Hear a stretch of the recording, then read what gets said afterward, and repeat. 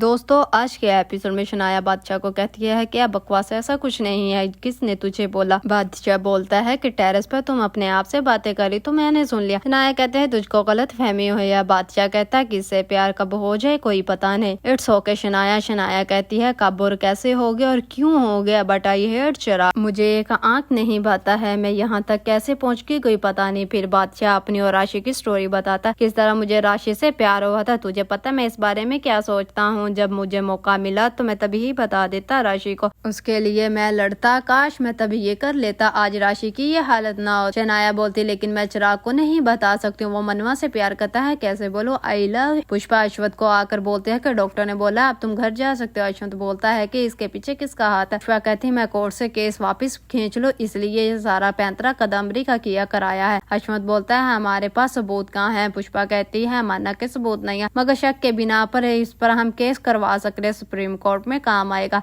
कदम्बरी खतरनाक है। दोस्तों दूसरी तरफ चिराग मनवा को बोलता है आई एम सॉरी मनवा, मगर मुझसे एक प्रॉमिस करो, आइंदा ना तुम मोहलिक से बात करोगी ना उससे मिलोगे। मनवा कहती है प्रॉमिस, मगर तुम भी शनाया से बात नहीं करोगे। फिर पुपिंद्रा का बेटा रोशन पुपिंद्रा को खूब तंग करता है, पूरी चौल में ये खुशखबरी फैला देता है। पुपिंद्रा ने तो कमाल कर दिया। पुपिंद्रा बोलता है कि पुपिंद्रा ने क्या किया है। चार वाले बोलते हैं कि तुमने लिखा है कि आने वाले जन्माष्टमी के 52 दिन पर मटकी फोड़ने से लेकर शाम का भोजन पुपिंद्रा की तरफ से होगा। दूसरी तरफ दिलीप कदम्बरी का गला दबाकर कहता है कि तुम्हारी हिम्मत कैसे हुई मेरे बेटे को मारने की, मुझसे ही फोन करवाया, मैंने बोला था कि मेरे परिवार से दूर रहना। कदम्बरी कहती है कि तुम्हारी हिम्मत कैसे हुई, अभी के अभी इस जुर्म की सजा दे सकती हो, तुम्हारे पास कोई सबूत है कि मैंने ही तुम्हारे बेटे को मरवाया है। दिलीप बोलता है कि तुमने ही करवाया है, जिससे तुमने मुझे कॉल करवाई थी, इसने बोला अश्वत पर हमला करना है। कदम्बरी कहती है अभी भी सॉफ्ट कॉर्नर है इनके लिए। दिलीप कहता है सॉफ्ट कॉर्नर तुम्हारे दिल में भी है तितली के लिए, इसको मरवाऊं क्या। कदम्बरी कहती आइंदा ऐसी बात की है, आइंदा मत करना।